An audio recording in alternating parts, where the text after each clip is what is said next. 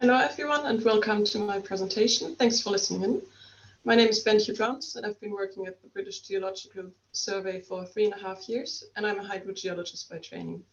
And I want to just give a short talk on incentives and the feasibility to get started with R if you don't have any coding background. So in order to do this, I'm going to talk through my sort of personal journey with R, how I got started, what I thought made starting difficult, what were the things that kind of kept me going once I started. And then in the second half, I'm going to talk through a couple of examples, just showing where R can really save your time once you got into it. And lastly, I'm just going to show a few resources in and around R that I think are quite helpful. So I first started thinking about using R probably back in 2012 when I was doing my master thesis. And I was doing water budget calculations on an Excel spreadsheet that just grew bigger and bigger, and just turned to a bit of a spreadsheet nightmare with formulas filling multiple lines and dozens of sheets that were interlinked, and was just all very difficult to troubleshoot. And I was quite aware there's a better way of doing it. In terms of skills, I haven't done any coding, as I mentioned before I started using R, and I also didn't put up any websites or what wasn't kind of the typical computer kid back in my youth. However, I think I do have reasonable skills, for example, with Excel formulas. And I do like learning new things, especially if they're computer related. However, there are always obstacles that can really keep you from getting started. And I had those obstacles for quite a longer period of time. So I didn't really get into starting R until about 2018. And the issue is that I think oftentimes you either have an incentive, like back then in my master thesis, but you don't really have the time to get started, or you do have the time, but you don't really have a strong incentive. So especially with R, for example, you don't really have a project that you can put it to immediate use, and then it's very difficult to get started. So in my case, for example, I did have a small R course in 2014 at university, but the problem was that I didn't have a project at the time, or a task where I could really use R. So on one hand, in the course, I felt a bit like the idiot in the classroom because a lot of people knew more about it than I did. And on the other hand, I just didn't put it to use, and all became forgotten again. And that was until 2018 when I would say I really started using R. I started back then again with a structured course. So there was a course at BGS that I attended, which was a 3-day course, which I think is quite a reasonable time to just get familiar with the program, know where things are, how to install packages, and just to overcome this first hurdle. In addition to that, I also received a couple of days additional time, which was very helpful if you have in the back of your mind that you do give yourself this additional time in practicing R, because I think one of the things that you need in the beginning is really just to use it over and over again, even if it's just a small routine task. And then you can move on to the bigger task. In addition to that, of course, it's always helpful to ask questions when you're stuck.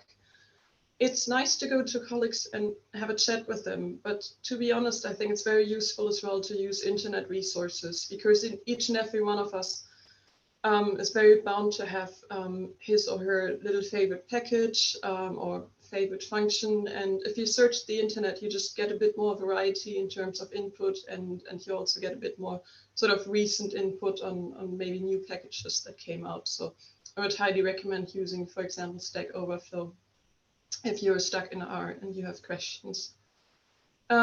Two other things that really helped me tagging along in the beginning was, on one hand, to have a graphical user interface that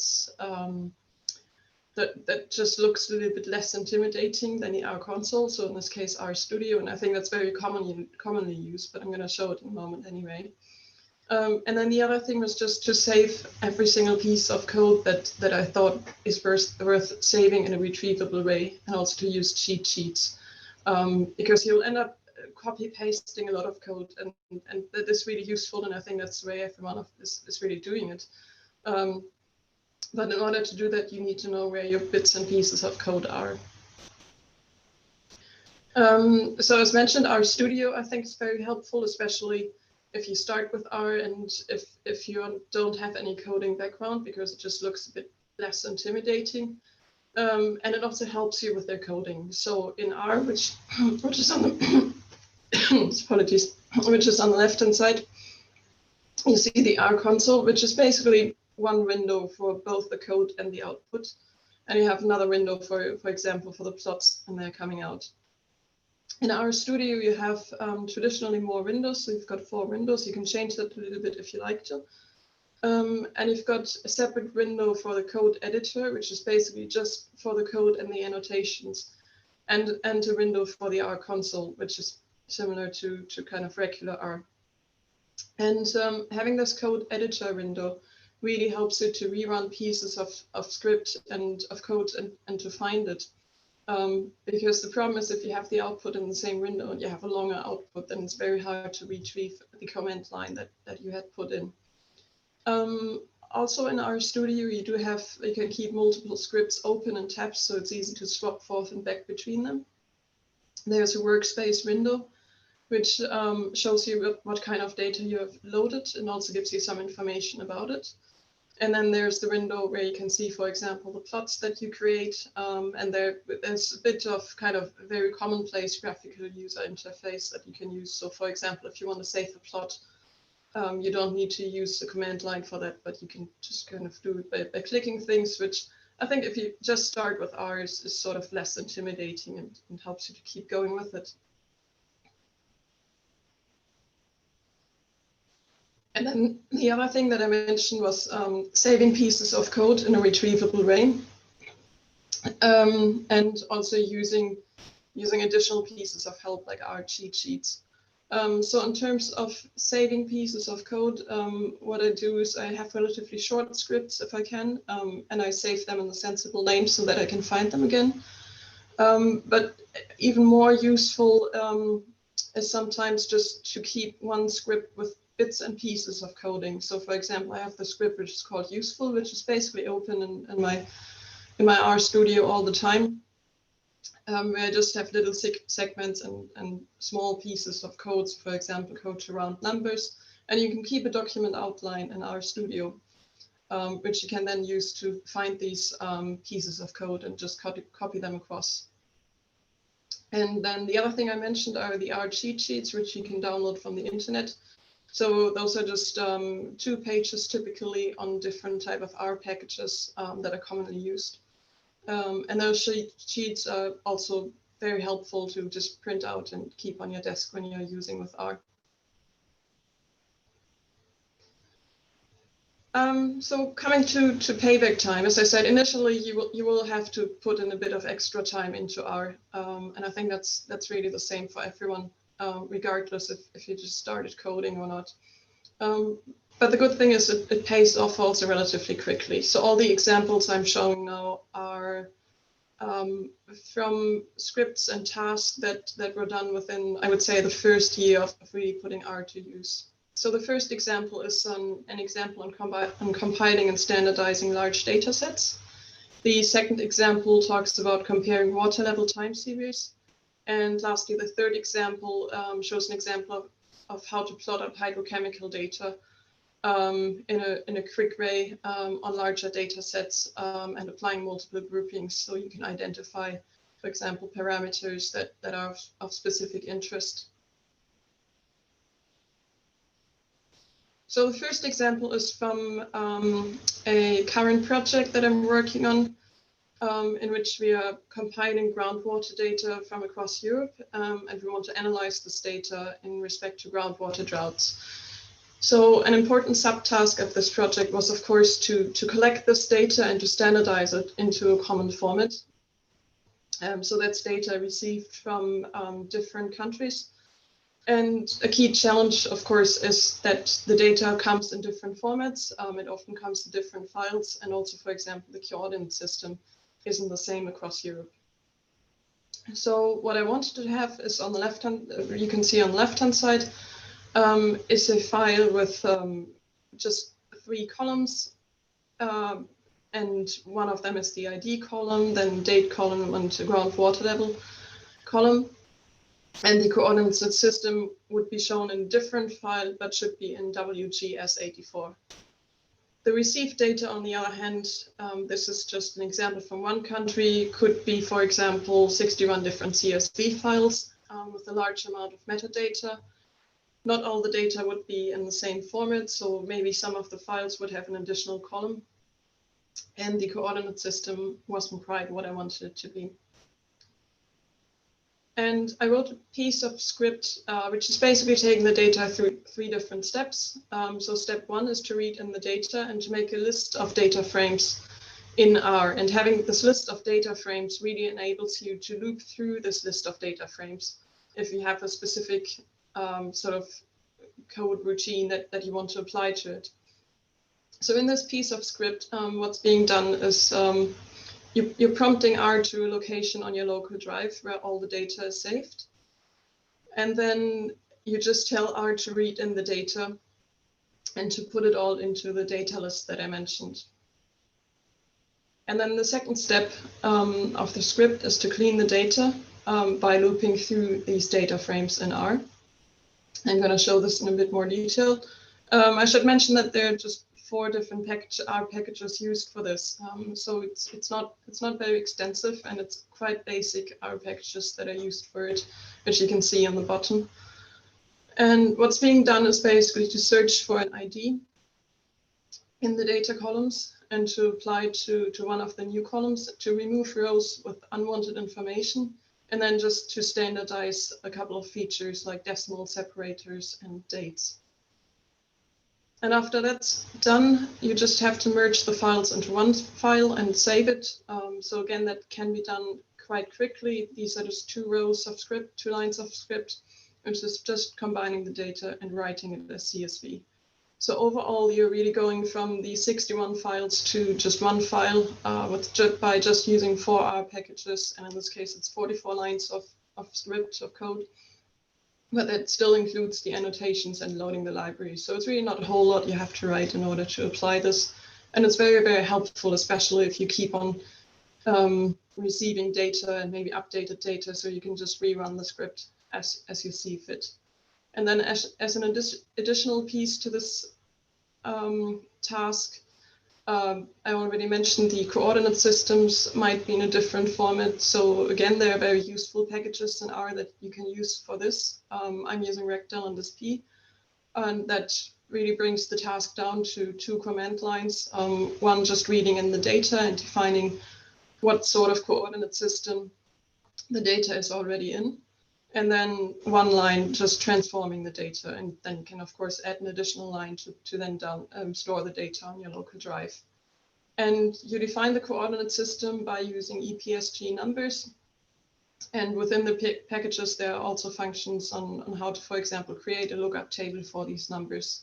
So I just put in a few lines of code here that you might want to look through if you're interested in this. The second example is on comparing water levels from time series.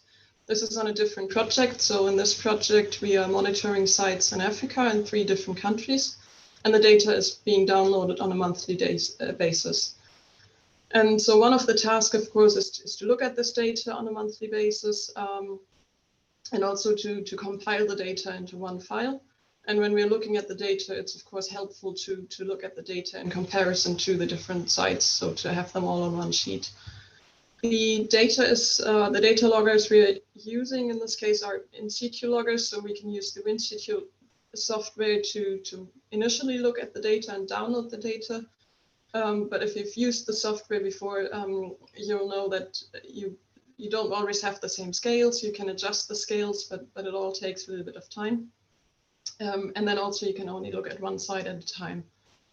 So having a script to make this a bit more easy to process was very useful. And what I did was I prepared a script that's basically collating all the data into a merged format, comprising all the different loggers and comprising different parameters as well. So for example, the temperature and the pressure recorded. And to output this file, this sort of more user-friendly file, into a new folder, and then also to produce different graphical output, and again, to store that on the local drive. So the starting point for this are just the exported files from the Logger software. So you just download the files, put them in the same folder, and you don't have anything else on the files themselves that you need to do. And then again, you're prompting R to that location, a bit similar to the script before. And you write a couple of lines combining the raw data, creating a new folder on your local drive and storing the data in there. And then the graphical output is also produced, in this case, a facet plot. So a facet plot basically gives you separate plots, but you have the ability to just very easily get them all on the same scale. So here you see the 6 different monitored sites just below each other, and it's a nice quick way to compare them. So these are the steps just a bit more in detail. I put in a couple of lines of code that I found useful. So for example, when you're prompting R to the folder you want to use, you could, for example, enter the file path, but especially if you're sharing the script with multiple users and some of them might not be too familiar with R, sometimes different things are a bit more helpful. So this is just a function, for example, where R is going to pop open a window and lets the user just click and select the folder you want to work with. And I put in a few more lines as well, for example, one for changing the format of the data, which cannot be done quite quickly as well. So on one hand, in the script, we want to produce a user-friendly file in wide data format, but then if you want to plot up the data for the facet grid, for example, you need it in long format. So there's a line of script here in the presentation as well to show how that's done, basically using the meld function. And there are a couple more packages used for the script than in the previous one, but again, most of them are relatively standard and you would come across them quite quickly when you're using R. And my last example is a bit of a different one. So this one is in water chemistry. This is on a project where we collected data from 3 different locations in India. And in addition to the different locations, we also had different water sources. So for example, lake water or groundwater. And we also undertook different sampling rounds. So there are different ways to group this data when you're looking at it. And the analysis of the water samples comprised over 70 parameters. So again, it was a large data set with kind of a lot of options on what to prioritize first when you analyze it. And the goal for this script was to just visualize the data in a reproducible and quick way, but also to really have sensible groupings in the data so that you can compare and find out what interests you. So the created plot in the script is shown on the right-hand side. It's not the most pretty plot, but I think it's quite efficient in giving you a quick overview of the data. So in the columns, you have the different regions, and in the rows, you have the different sampling rounds. And then also it's showing different boxes and different colors for the different types of samples. So for example, for groundwater or surface water. And the most important piece of the script for me was that you can, again, it's run in a loop, and you can use it to plot up a lot of data very quickly. So basically what the script is doing, it's loading all the data into R, and then it's choosing the first and the last column, or you're choosing the first and last column that you're interested in. So basically the parameters you want to plot up. And as I said, there are quite a lot here, so it was over 70. And then you just use the loop to go through it and to create a plot, and also to save the plot on your local drive. And this is how the code looks. So again, it's quite a short code. It just has 3 lines on the top where you're just defining the first parameter you want to plot up and the last one. And then there's just one loop in which you have a ggplot with a facet grid, so you can do the different groupings.